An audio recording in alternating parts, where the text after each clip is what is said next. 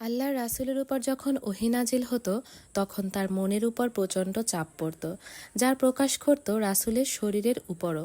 এমনকি তিনি উটের উপর আরোহণরত অবস্থায় ওহী নাজিল হলে তার প্রভাব প্রতিক্রিয়া উটের উপরও পরিলক্ষিত হতো। অনেক মুফাসসিরদের মতে এ কারণেই প্রথম দিকে একটানা ওহী নাজিলের পরিবর্তে আল্লাহ তাআলা কিছু সময় বিরতি দিয়ে দিয়ে ওহী নাজিল করেছেন। এই বিরতির কারণেও আল্লাহ রাসূলের মধ্যে পেরেশানি সৃষ্টি হয়েছে। সেই পেরেশানিরই প্রকাশ পায় চাদর মুড়ি দিয়ে জড়সড় হয়ে মনোকষ্ট হজমের একটি মানবীয় প্রচেষ্টার মাধ্যমে। রাসূলের এই অবস্থারই সার্থক বর্ণনা ইয়া আইয়ুহাল মুদাসসিরু বলে সম্বোধন করার মধ্য দিয়ে ফুটে উঠেছে।